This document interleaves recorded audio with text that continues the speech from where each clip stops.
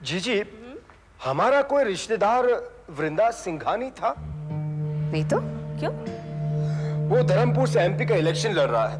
तो उसे पता चला कि आप यहाँ आई हुई हैं। वो यहाँ आया था। वो चाहता है कि आप उसके स्टेज पर अपीयर हो। हक जता रहा था, कह रहा था आपका करीबी रिश्तेदार है। क्या नाम बताया तुमने? वृंदा सिंघानी। वृंदा, हाँ, ये कोई था। बाबूजी उसे कहीं से उठा लाए थे। उसके गाल में एक मस्सा भी था। लेकिन वो अपने आप को सिंघानी क्यों बता रहा है? मैंने उसके पोस्टर्स भी देखे इलेक्शन के। वृंदा सिंघानी को वोट दीजिए। जीजी, आप उसके स्टेज पर अपीयर होंगी? नहीं नहीं कपाल, मेरे पास फालतू चीजों के लिए बिल्कुल वक्त नहीं है। मैं यहाँ छुट्टी मनाने आई हूँ। I want to relax. अगली बार आए तो उसे टाल देना। ओके जी। दीदी प्रणाम प्रणाम। मुझे उम्मीद है आप मुझे भूली नहीं होगी। पहले मेरे सर पर हाथ रख करके मुझे आशीर्वाद दीजिए। हाँ, रख दिया रख दिया। अब उठ के शक्ल तो दिखाओ, कौन हो? आपका बिंदा। वृंदा, गाल में मस्सा। ओह, दीदी मुझे बड़ी खुशी है, आप मुझे भूली नहीं। दीदी, मेरी किस्मत कोई महाराजा से कम नहीं। आप ऐसे वक्त पर आई हैं कि मुझे धर्मपुर का राजा बनाकर ही जाए। क्या हुआ? हाँ? नहीं, न जाने क्यों ऐसे वक्तों पर मेरे यहाँ दर्द होने लगता है। दीदी, अब आप आ ही गई हैं तो मेरा भला करके जाएंगी। एक बार मेरे मंच पर आकर के पब्लिक के सामने 2 शब्द बोल देंगी तो मेरा भला हो जाएगा। नहीं वृंदा, पॉलिटिक्स में मेरी कोई दिलचस्पी नहीं है। दीदी, भले ही आपकी दिलचस्पी न हो, लेकिन यूं भी तो आपको आना है, क्योंकि मैंने अवस्थी को चैलेंज दिया है। अवस्थी? ये कौन है?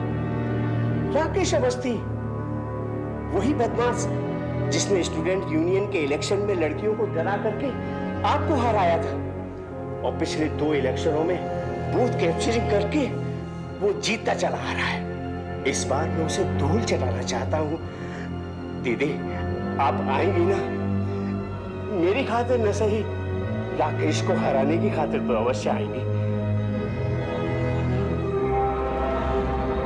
लगता है आना ही पड़ेगा। एक को जिताने के लिए, एक को हराने के लिए। ये क्या पागलपन है? राजनीति से तुम्हारा क्या संबंध है? हसमुख, राजनीति से मेरा कोई संबंध नहीं है। मैं किसी को सबक सिखाना चाहती हूँ। अब ये कौन सा नया दुश्मन पैदा कर लिया तुमने? पैदा तो मैंने नहीं किया, मगर उसकी पॉलिटिकल डेथ मेरे हाथों से होगी। ओह, वो कौन खुशकिस्मत है? तुम्हें याद होगा, कॉलेज के जमाने में एक लड़का था, राकेश अवस्थी। स्टूडेंट्स यूनियन के इलेक्शन में उसने मुझ पर तेजाब फेंकने की धमकी दी थी। तब तो वो जीत गया था। इस बार नहीं जीत पाएगा। इस बार कौन सा इलेक्शन लड़ रहा है वो? एमपी था और अब एमपी के इलेक्शन में लड़ रहा है। और मैंने फैसला कर लिया है कि मैं उसे हरा कर रहूंगी। तो ये कहो कि तुम्हें एक नया चैलेंज मिल गया है। ठीक है, तुम्हें जो उचित लग रहा है सो करो। मैं वापस मुंबई चला जाऊंगा, क्योंकि असूलन हसमुख, हमेशा असूलों के आड़ में तुम अपनी कमजोरी छुपाते हो। प्लीज हसमुख, मुझे कह लेने दो। क्या तुम ये भी भूल जाओगे कि इसी अवस्थी की वजह से हमारे रिश्ते में आग लगी थी? इसी अवस्थी ने कर्नल को मेरी जिंदगी में लाया था। मैंने फैसला कर लिया है कि मैं उसे हरा कर ही रहूंगी। ये हसमुख, प्लीज, उसकी इस हार में और मेरी इस जीत में मैं चाहती हूँ कि तुम मेरे साथ रहो, ताकि कम से कम जिंदगी में एक बार तो कह सको कि ये जीत हमारी है। Please please.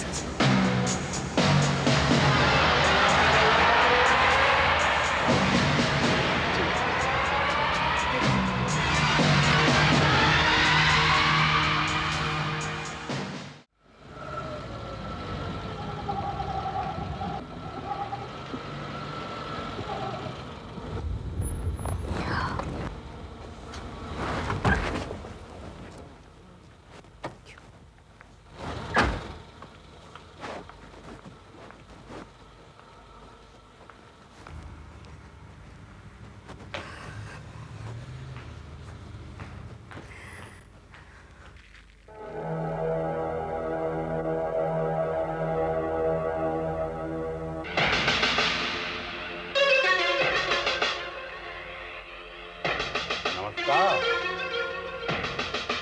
नमस्कार इला जी। माशाअल्लाह, आप तो आज भी वैसे ही दिखते हैं। भाई भगवान ने रूप देने में जरा भी कंजूसी नहीं। ये क्या बदतमीजी है? कौन हो तुम? लीजिए, आप हमें भूल भी गए हैं? अरे बंदे को राकेश अवस्थी कहते हैं। राकेश अवस्थी? याद है कॉलेज के दिनों में? तुम्हारी जुर्रत कैसी हुई इस घर में आने की? तुम्हें अंदर आने की इजाजत किसने दी? गोपाल, गोपाल! क्या हुआ जीजी? इसे अंदर किसने आने दिया? इन्होंने कहा कि ये आपसे मिलना चाहते हैं। कोई भी भीख मंगा मुझसे मिलने आए तो तुम उसे अंदर आने दोगे? निकालो इसे बाहर। तहस में ना आई है मोहतरमा। ये भिखमंगा आपसे भीख मांगने नहीं, कुछ देने आया है। उपदेश, वो भी मुफ्त में। और ये गोपाल भैया हमको कहाँ बाहर करें हैं? अरे हम खुदा ही आए थे, खुदा ही चले जाएंगे। पर थोड़ा बतिया तो ले पहले तुमसे। मैं तुमसे कोई बात नहीं करना चाहती। सुना या नहीं? सुने हैं भैया, बिल्कुल सुने हैं। गोपाल भैया बात करने हम आए हैं, इन्हें बात करना होगा। ये पधारती हमारे घर में है? और जब हम आ ही गए हैं तो बात तो करके ही जाएंगे, है कि नहीं? मोहतरमा, सुना है आप इलेक्शन में शामिल होना चाहती हैं? देखिए, भूल कर भी ऐसी भूल मत कीजिए। अरे वो तो कॉलेज रहा, पर ये राजनीति है, और राजनीति बहुत ही बुरी चीज है। 7 पीढ़ियों का कच्चा चिट्ठा खोल के रख दे। धर्मपुर में कहीं मुंह दिखाने के काबिल नहीं छोड़ेंगे। Shut up! लो, हो जाते हैं शट अप, है? हमने जो कहना था कह दिया, अब तुम जानो। निकल जाओ यहाँ से। चलो है। मोहतरमा गुस्से में कुछ ज्यादा ही खूबसूरत लगती है। Get out from here, I said! चलो है। गोपाल, वृंदा को बुलाओ, मैं उससे मिलना चाहती हूँ। और यहाँ के पुलिस कमिश्नर से एक मीटिंग करवाओ।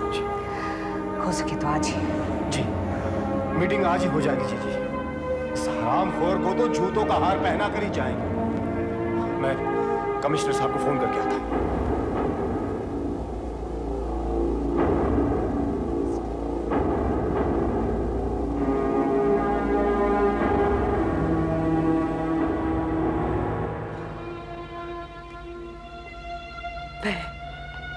मैं हार गई। मैं जिंदगी में बिल्कुल हार गई हूँ। नहीं माँ, नहीं माँ, माँ सब ठीक हो जाएगा, सब बिल्कुल ठीक हो जाएगा। और फिर पापा हमेशा के लिए घर छोड़कर थोड़ी गए। कुछ ही दिनों बाद वो फिर से वापस आ जाएगा। जतिन एक घर है, धर्मशाला नहीं।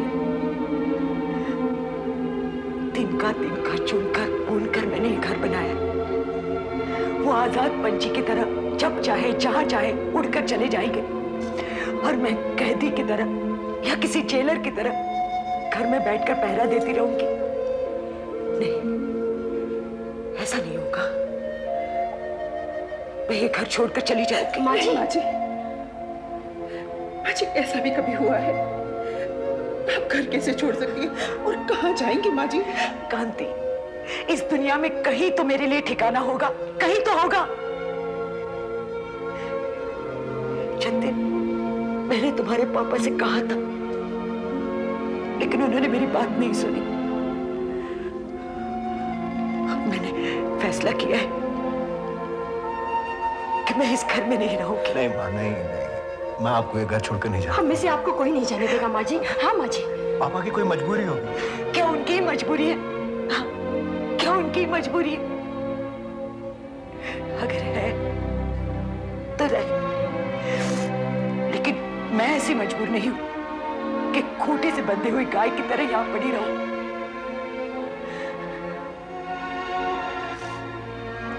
उनको मेरी परवाह नहीं है तो ना से मेरा पति किसी गैर औरत के लिए मेरे सीने पर पांव रखकर चला जाएगा और मैं देखती रहूंगी।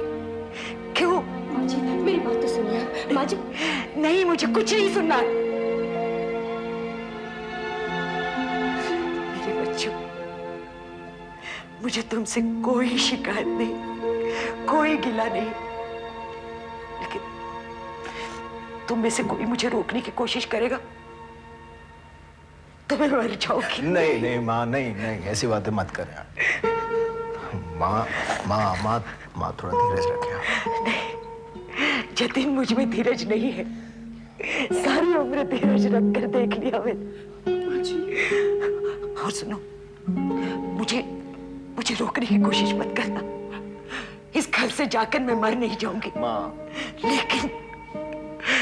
लेकिन अगर इस घर में रही ना तो शायद मर जाऊंगी। माँ जी, मर जाऊंगी। जतिन, मुझे माँ जी, आपकी क्या बात है?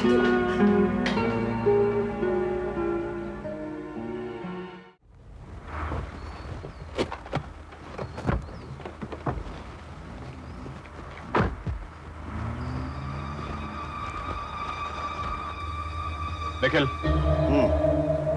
क्यों किया तुमने ये? आज तुम जवाब दोगे, देना ही पड़ेगा। क्या तुम हमारे साथ गद्दारी करोगे? किस बारे में बात कर रहे हो भाई? क्या गद्दारी की मैंने? ये गद्दारी नहीं तो और क्या है? जो चीज मां को पसंद नहीं, वो तुम किस बिना पे कर सके? तुमने पापा को अपने घर में जगह क्यों दी? चलो अच्छा, पहली बार तुमने उन्हें पापा तो माना। बैठो संजीत। मैं यहां बैठने नहीं आया हूं, बात करने आया हो ना।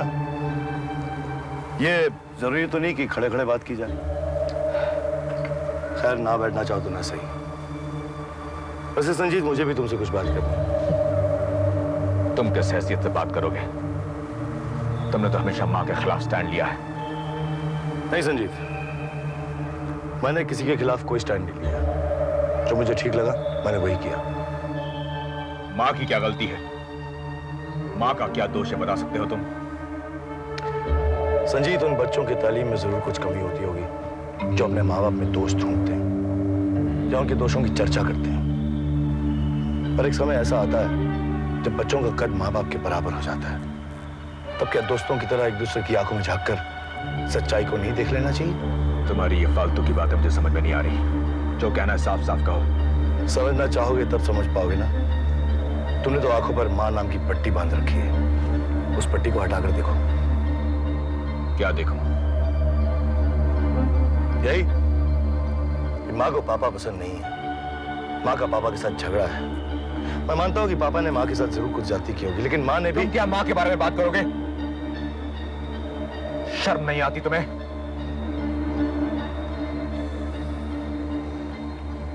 शर्म आती है संजीत मुझे, इसलिए तो कह रहा हूँ कि माँ ने भी। खैर छोड़ो, जाने दो इस बात को। तुम्हें सुनकर दुख होगा। मुझे कुछ नहीं होगा। जो कहना है कहो। सुनना ही चाहते हो तो सुनाओ।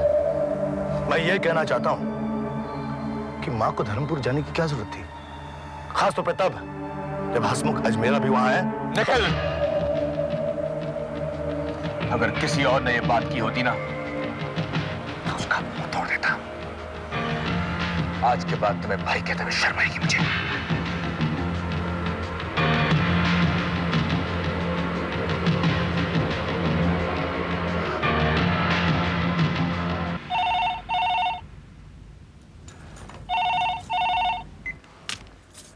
हेलो। हेलो। कौन है आप? माया जी, मेरी किस्मत बहुत अच्छी है। मैं जब भी आपको फोन करता हूँ और आपसे बात करना चाहता हूँ तो आप ही फोन उठाती हैं। कैसी हैं आप? गोपाल, तुम अच्छी तरह से जानते हो कि तुम्हारा फोन करना मुझे बिल्कुल पसंद नहीं। क्यों फोन किया था? क्या चाहते हो? आप जानते हैं माया जी, कोई खास बात होती है तभी मैं आपको फोन करता हूँ, क्योंकि मैं आपका और आपके परिवार का भला चाहता हूँ, और परिवार में भी खास तौर से आपका। गोपाल, अगर तुमने फौरन ये नहीं बताया कि तुमने फोन क्यों किया मैं फोन रख दूंगी। सिंघानी परिवार और अजमेरा परिवार आपस में कुछ इस तरह उलझे हुए हैं जैसे मगरमच्छ के मुंह में हाथी का पैर। न मगरमच्छ हाथी को निगल सकता है, न हाथी मगरमच्छ को कुचल सकता है। गोपाल, धुआं और कोहरा फैलाने की तुम्हारी आदत में जानती हूं। साफ साफ करो। सिंघानी परिवार में तो खलबली मची हुई है, सिर्फ इस वजह से कि यहाँ धर्मपुर में सिर्फ ईला सिंघानी नहीं बल्कि हसमुख अजमेरा भी आए हुए हैं। आपके परिवार में कुछ नहीं है। क्या यही कहने के लिए तुमने यहाँ फोन किया? माया जी, दोनों परिवार के बीच क्या हो रहा है ये आपको बताना मैं अपना धर्म समझता हूँ। और दोनों परिवार में हम दोनों ही ऐसे बेचारे हैं जिनका अपना कोई स्थान नहीं है। आप अपने परिवार के बारे में कुछ बताना चाहें तो मेरा नंबर है 6033। माया जी, मैं आपके फोन का इंतजार।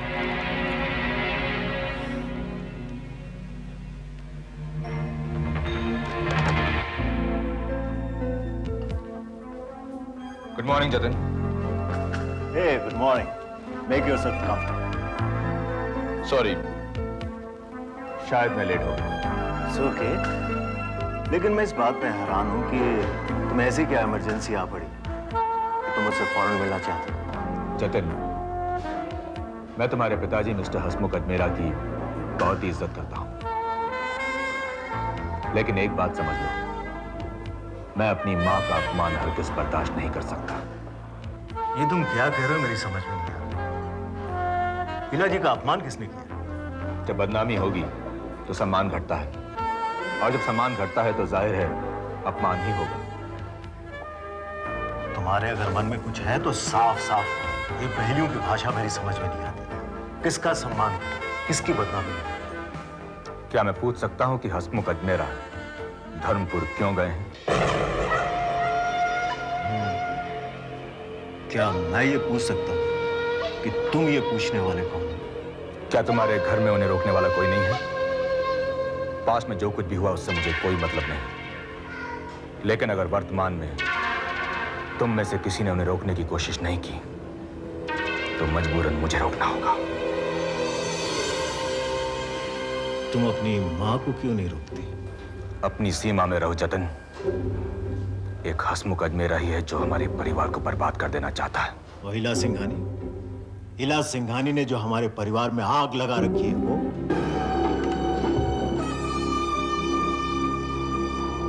जतन, मैं तुमसे बहस करने नहीं आया हूं, बल्कि तुम्हें चेतावनी देने आया हूं। बहस करने की हैसियत तुम्हारी है नहीं। घर की औरत को रोका जाता है, चाहे वो बहन हो, बेटी हो या फिर मां। पराये घर के मर्द को रोकने वाले तुम कौन हो? तूफानों को जंजीर पहनाई नहीं जाती है संजीत, अपने घर के दिए को बचाने की कोशिश की जाती है। तुम्हारी बेवकूफी पे मुझे तरस आता है।